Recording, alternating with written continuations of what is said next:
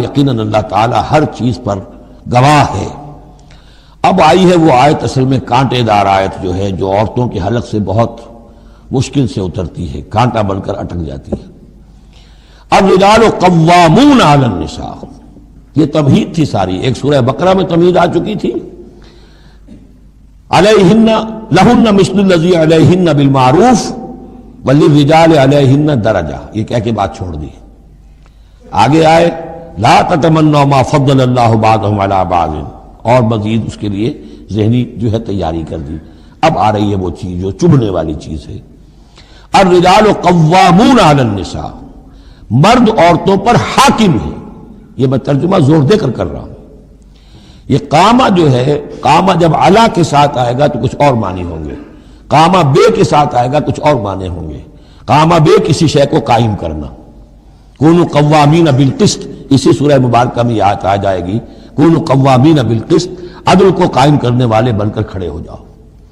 قامہ علا، کسی کے اوپر سر پر مسلط ہونا، یہ ہے گویا کہ ایک درجہ حاکمیت ہے۔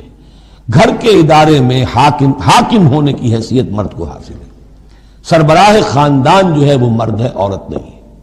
عورت کو بہرحال اس کے ساتھ ایک وزیر کی حیثیت سے کام کرنا ہے، یہ ہے اس کا اصل رول۔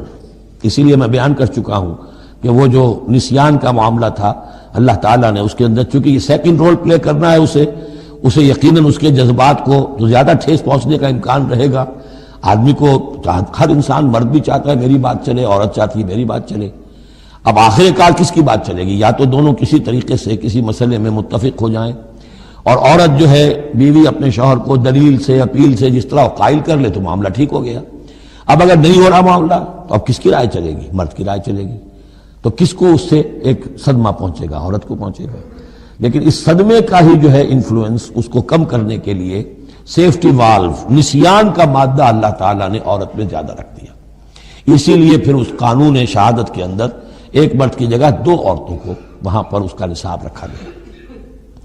الرجال قوامون علی النساء بما فضل اللہ بعضهم علی بعض۔ اب یہ دوسری بات ہے کہ اگر وہ شوہر حاکم ہو کر ظلم کرتا ہے، ان کے حق ادا نہیں کرتا تو اللہ کے یہاں بڑی سخت پکڑ ہوگی، یہ تو دوسری بات ہے بالکل۔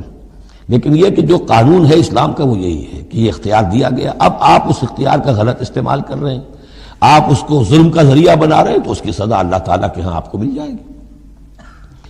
بما فضل اللہ بعضهم علی بعض، بسبب اس فضیلت کے جو اللہ نے بعض کو بعض پر دی ہے، وبما انفقوا من اموالہم، اور بسبب اس کے کہ جو وہ خرچ کرتے ہیں اپنے مال۔ اب دیکھیے یہ خرچ کرنے کا معاملہ اسلام میں شادی سے شروع ہو گیا۔ شادی مرد کی بھی ضرورت ہے، عورت کی بھی ضرورت ہے، لیکن مرد مہر دیتا ہے، عورت مہر وصول کرتی ہے۔ تو جو خرچ کرنے والا ہے اب اس کی ایک حیثیت دوسری ہو گئی۔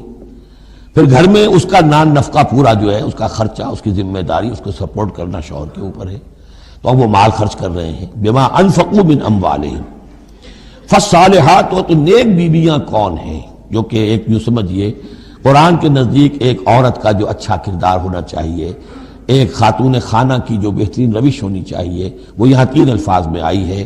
فالصالحات، نیک بیویاں قانتات، ایک تو فرما بردار ہوتی ہیں، شوہروں کی فرما بردار۔ حافظات للغیب، غیب میں حفاظت کرنے والیاں، یعنی ظاہر بات ہے کہ مال ہے کسی کا تو گھر میں ہے، وہ تو کام پہ چلا گیا ہے، اب وہ کس کی حفاظت میں ہے؟ بیوی کی حفاظت میں ہے۔ اسی طرح اب بیوی کی جو عصمت ہے وہ در حقیقت مرد کی عزت ہے، اب وہ اس کی عزت کی حفاظت کرے اس کی غیر موجودگی میں۔ اسی طرح مرد کے راز ہوتے ہیں، سب سے زیادہ بڑھ کر جو ہے رازدان وہ تو بیوی ہوتی ہے۔ تو 3 اعتبارات سے حافظات للغیب، حافظات للغیب، غیب میں حفاظت کرنے والیاں، حفاظت کرنے والیاں شوہر کے مال کی، شوہر کے رازوں کی، اور شوہر کی عزت کی۔ بما حفظ اللہ، اللہ کی حفاظت سے، حفاظت ہے تو اللہ کی، لیکن جیسے رازق اللہ ہے لیکن کام تو انسان کو کرنا پڑتا ہے، رزق کمانا پڑتا ہے۔ واللاتی تخافون نشوزہن، اور وہ خواتین کے جن کے بارے میں تمہیں اندیشہ ہو جائے ان کے اندر سرکشی کا، ضد ہے، ہٹ دھرمی ہے، بات نہیں مان رہی ہیں، اپنی بات منوانی ہے، کسی نہ کسی طریقے سے گھر کی فضا خراب کی ہوئی ہے، یہ ہے نشوز۔ ذہناً تسلیم نہ کرنا کہ میری حیثیت جو ہے وہ بہرحال شوہر کے تابع دار کی ہے، اس کو اگر تسلیم نہیں کریں گے تو ظاہر بات ہے فرکشن ہوگی، اور فرکشن جو ہے اس کے نتیجے کے اندر وہ گھر کے اندر جو ہے وہ ایک فساد پیدا ہوگا۔ واللاتی تخافون نشوزہن فعظوہن، تو ان کو پہلے تو نصیحت کرو، واہجروہن فی المضاجع، دوسرے تنبیہ کے طور پر ان سے تعلق اپنے بستر علیحدہ کر لو، اور ان کے ساتھ وہ تعلق زن و شو جو ہے کچھ عرصے کے لیے بند کر دو۔ وَاضْرِبُوهُنَّ، اس پر بھی ٹھیک نہ ہو تو انہیں مارنے کی بھی اجازت ہے۔ اس میں حضور نے جو روکا ہے وہ یہ ہے کہ چہرے پر نہ مارا جائے، اور کوئی ایسی مار نہ ہو جس کا مستقل نشان جسم پر پڑے۔ ان کی چوکھٹے ہوتوں کا ساتھ بھی پڑا سجتا ہے، ان کی چوکھٹے ہوتوں کا ساتھ بھی پڑا سجتا ہے، ان کی چوکھٹے ہوتوں کا ساتھ بھی پڑا سجتا ہے، در بڑا ہو